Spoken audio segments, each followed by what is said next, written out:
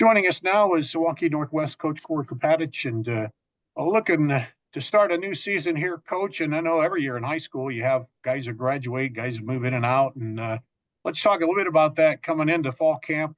What you saw is what you needed to do and places to fill in, and how have you accomplished that so far? Yeah, every year is a new year, and you always lose a lot of seniors. I think we probably lost a little more than most years. We only return a few starters on each side of the ball, but I think at some of these big schools like this, it's fairly typical.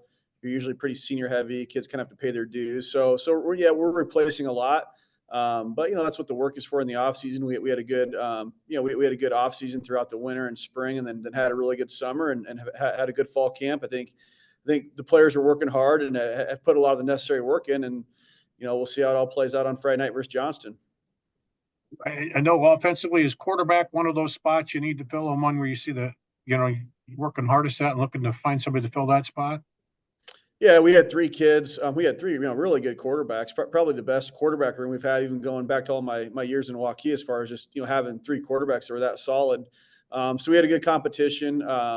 Incoming sophomore Mac Highland, he'll start at quarterback, and then Julian Sweeney, he's kind of going to play some wide receiver for us as well. But I'm really had three good quarterbacks with Mac and Jordan or Julian, and then and Kellen Toch. So we felt good about where we're at, and it was a good competition.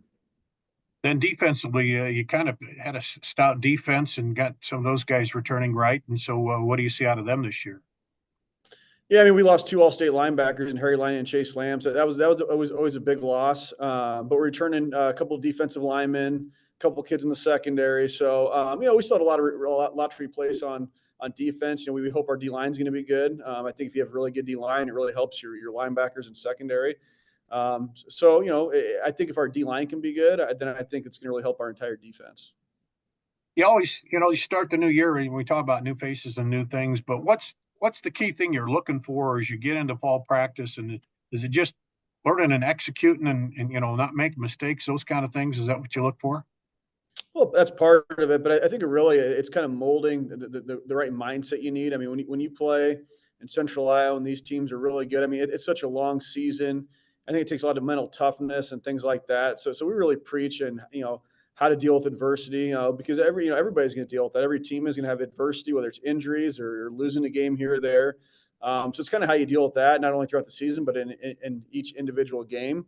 And then really just learning how to practice, how to show up every day and work. And some of these young kids, they just don't know how to practice yet. So I think those are all important things along with the scheme.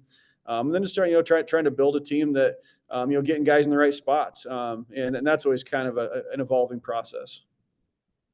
So what do you know? I know the first game is hard to know about the other team, although when the coaches are there for a while, you kind of know what they like to run and what they like to do, and you go off of that. But let's talk about Johnston and what you know about them, what you expect.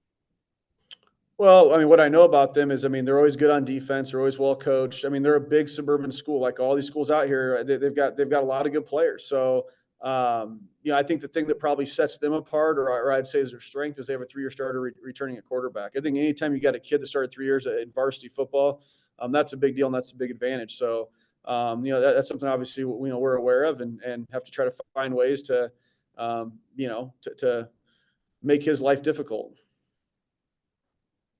I know you starting the program and building it up, and you feel like you're in a good spot now. Obviously, after last year's record where you're right up there competing, you mentioned it's always tough in this league, but you guys are on a pretty good footing right now, aren't you?